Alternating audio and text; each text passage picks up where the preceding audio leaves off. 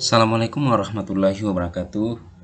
Kembali lagi kita membahas latihan buku kelas 5 Bu Vena 5A. Bacalah teks berikut dengan seksama, kemudian kerjakan soal. Tentukan informasi penting dari teks di atas dengan cara membuat peta pikiran. Seperti ini. Caranya adalah, contohnya, bagaimana cara Dedi dan teman-temannya pergi ke sekolah. Berarti Dedi dan teman-temannya pergi ke sekolah bersama melewati jalan raya. Kemudian, apa penyebab pencemaran udara? Jadi, penyebabnya adalah asap kendaraan bermotor merupakan penyebab pencemaran udara. Kemudian, apakah dampak dari pencemaran udara? Yaitu menyebabkan gangguan kesehatan pernapasan manusia. Kemudian, bagaimana cara mengurangi pencemaran udara? Yaitu dengan cara mengurangi kendaraan bermotor dan melakukan reboisasi. Kemudian, apakah upaya kita untuk menciptakan udara yang bersih? Nah, upaya kita untuk menciptakan udara bersih adalah dengan menanam pohon di rumah. Jadi, selanjutnya, ayo berlatih, perhatikan hewan-hewan berikut. Tuliskan nama alat pernapasannya. Pertama, ikan, berarti insang, yang B itu paru-paru dan kulit, C paru-paru, yang D juga paru-paru, yang E permukaan kulit, dan yang E adalah paru-paru dan pundi-pundi udara. Selanjutnya, apakah terdapat perbedaan antara sistem pernapasan berudu dan katak dewasa? Ya, ada perbedaannya. Kalau berudu tinggal di dalam air sehingga ia bernapas menggunakan insang. Sedangkan ketika menjadi katak dewasa, hewan ini bernafas dengan menggunakan paru-paru dan kulit. Selanjutnya nomor 3. Buatlah bagan alur pernapasan ikan, udara, dan gajah. Nah, kalau ikan berarti pertama adalah air masuk melalui mulut, kemudian masuk ke rongga mulut, kemudian ke operkulum tertutup, dan oksigen masuk, kemudian mulut menutup, kemudian operkulum terbuka, dan selanjutnya air dari rongga mulut keluar bersamaan dengan karbon dioksida keluar dari celah insang. Kemudian ular, yaitu udara masuk lewat lubang hidung, kemudian melewati rongga mulut, kemudian ke trakea dan ke kantong udara dan paru-paru.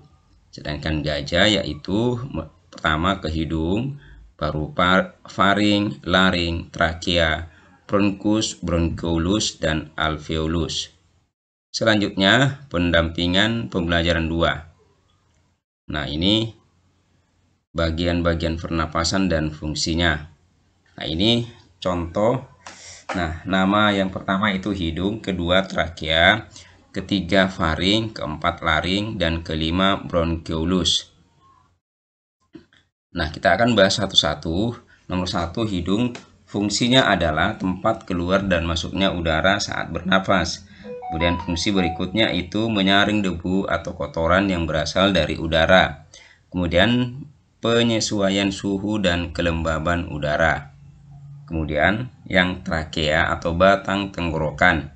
Fungsinya adalah sebagai jalur udara untuk masuk dan keluar dari paru-paru. Sedangkan faring fungsinya adalah menyalurkan aliran udara dari hidung dan mulut ke trakea. Sedangkan laring fungsinya adalah untuk melindungi saluran pernapasan dari masuknya benda asing yang dapat membahayakan saluran pernapasan. Dan yang kelima, fungsinya adalah bronkiolus, fungsinya adalah untuk menyalurkan udara dari bronkus ke alveolus. Kemudian bagaimana urutan udara mengalir dalam organ pernapasan manusia? Jelaskan menggunakan bagan. Jadi cara pertama itu rongga hidung, kemudian trakea, kemudian bronkus, bronchiolus, dan alveolus.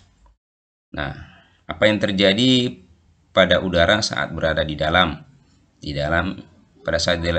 rongga hidung, yaitu pada saat berada di dalam rongga hidung, udara disaring oleh rambut hidung dan debu menempel bersama lendir. Kemudian pada saat berada di dalam tenggorokan, terjadi penyaringan kembali udara yang masuk dan mengantarkan udara tersebut ke paru-paru.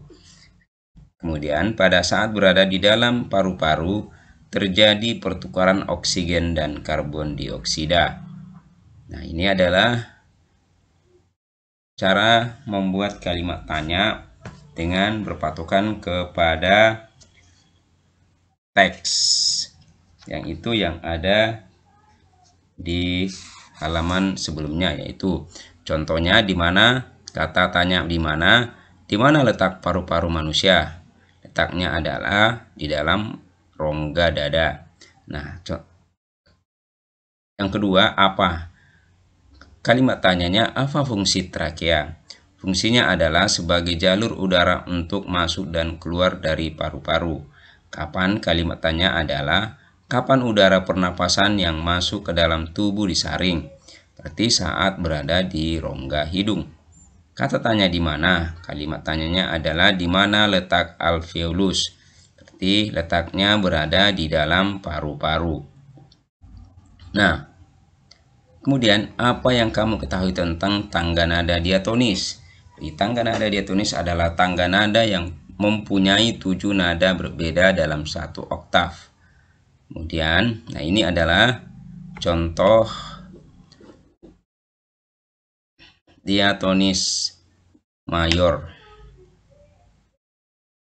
Nah, perhatikan lagu berikut, apa saja lagu yang memiliki tangga nada diatonis mayor. Berarti tangga nada diatonis mayor itu ciri-cirinya adalah semangat, riang gembira, berarti Indonesia Raya, Hari Merdeka, Bangun Pemuda, Garuda Pancasila, dan Maju Tak Gentar. Nah, selanjutnya. Nah, buatlah peta pikiran berdasarkan teks tersebut dengan menggunakan pertanyaan-pertanyaan. Nah, apa yang diusulkan Renata kepada Pak RT? Berarti Renata mengusulkan pembuatan taman kota. Kemudian Renata ditemani oleh orang tuanya untuk menyampaikan gagasannya. Nah, selanjutnya, karena Renata merasa kondisi lingkungan tempat tinggalnya tidak nyaman dan udara terasa kotor. Yang keempat, itu bagaimana caranya? Nah, caranya adalah warga kompleks menanam minimal 1 pohon di depan rumah masing-masing dan beralih menggunakan kendaraan umum saat beraktivitas.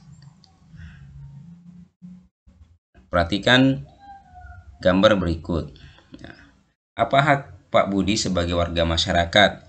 Yaitu mendapatkan kenyamanan ketika menggunakan jalan umum di tempat tinggalnya. Kemudian, apa kewajibannya? Yaitu ikut berpartisipasi dalam perbaikan jalan.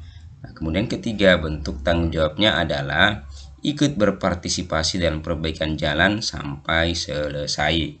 Nah, demikianlah pembahasan kali ini. Mudah-mudahan ada manfaatnya. Assalamualaikum warahmatullahi wabarakatuh.